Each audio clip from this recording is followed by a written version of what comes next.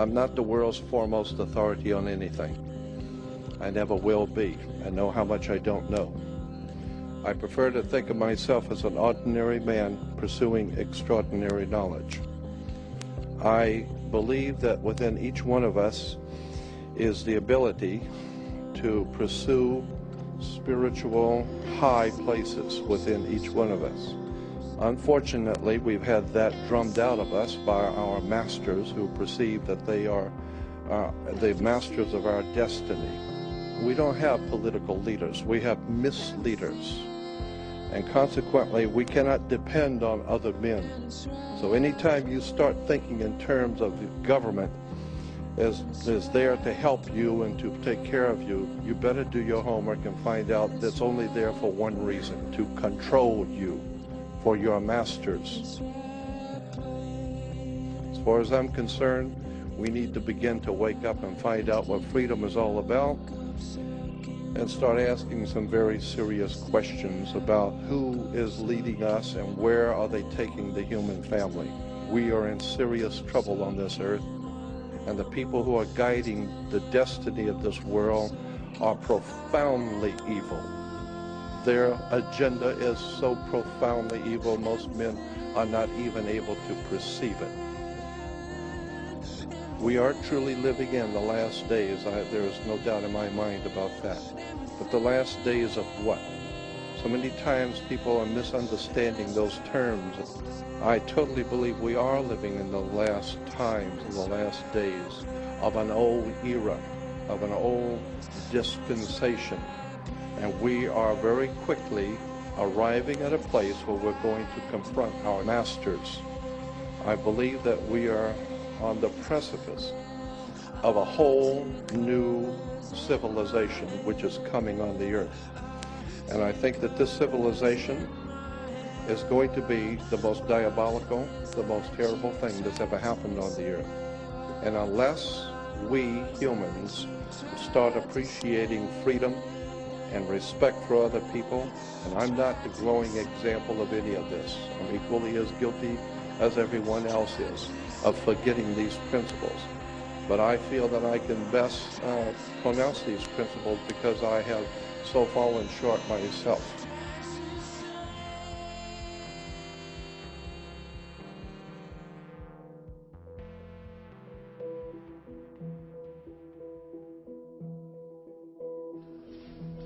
I see all this potential, and I see it squandered. God damn it, an entire generation pumping gas, waiting tables, slaves with white collars. Advertising has us chasing cars and clothes, working jobs we hate so we can buy shit we don't need. We're the middle children of history, man. No purpose or place. We have no great war, no great depression. Our great war is a spiritual war. Our great depression is our lives. We've all been raised on television to believe that one day we'd all be millionaires and movie gods and rock stars, but we won't. We're slowly learning that fact. And we're very, very pissed off. I find it a little difficult to say what the subject matter of this seminar is going to be, because I'm going to talk about what there is. If I'm going to tell you honestly what the world looks like to human beings who have struggled as hard as they can to understand it, I can only tell you what it looks like, and I cannot make it any simpler. I'm not going to do this. I'm not going to simplify it. I'm not going to fake it. I'm not going to tell you something like a ball bearing on a spring. It isn't. So I'm going to tell you what it really is like, and if you don't like it, that's too bad, okay? The world is a college of corporations, inexorably determined by the immutable bylaws of business. The world is a business, Mr. Beale. That of the 100 dominant economic units in the world today, 100 largest economic units, and that's the word they used was units. 49 are countries and 51 are corporations. Now, you digest that for a second. What does that mean? It means that corporations are the driving force of decision-making today. And corporations are not concerned with human rights. They're not concerned with human life. They're not even concerned with a proper wage for the people that are working for them.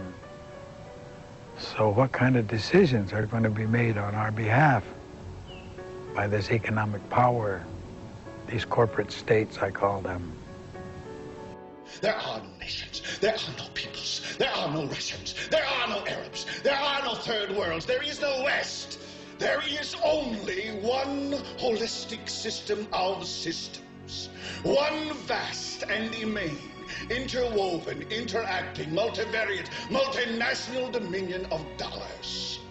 Petrodollars, electrodollars, multi-dollars, Reichmarks, rands, rubles, pounds, and shekels. It is the international system of currency which determines the totality of life on this planet. That is the natural order of things today. I thought you boys understood. It's business. That's all it is. You still don't get it, do you, boys? There ain't no countries anymore. No more good guys. They're running the whole show. They own everything, the whole goddamn planet. They can do whatever they want. What's wrong with having it good for a change? Now, they're going to let us have it good if we just help them. They're going to leave us alone. Let us make some money. You can have a little taste of that good life, too. Now, I know you want it. Hell, everybody does. And the world has become, quote, a market. And it's this market that we have to deal with. And it's this idea of boundless and endless resources. You get up on your little 21-inch screen and howl about America and democracy. There is no America.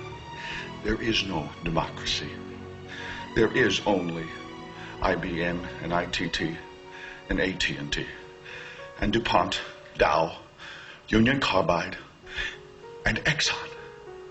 Those are the nations of the world today. What do you think the Russians talk about in their councils of state? Karl Marx? They get out their linear programming charts, statistical decision theories, Minimax solutions, and compute the price-cost probabilities of their transactions and investments, just like we do. We no longer live in a world of nations and ideologies, Mr. Beale. Now, my grandmother was a wonderful person. She taught me how to play the game Monopoly. She understood that the name of the game is to acquire. She would accumulate everything she could, and eventually she became the master of the board. And eventually, every time, she would take my last dollar, and I would quit in utter defeat. And then she would always say the same thing to me. She'd look at me and she'd say, "One day, you'll learn to play the game." One summer, I played Monopoly with a neighbor almost every day, all day long. We'd play Monopoly for hours. And that summer, I learned to play the game. I came to understand the only way to win is to make a total commitment to acquisition. I came to understand that money and possessions, that's the way that you keep score.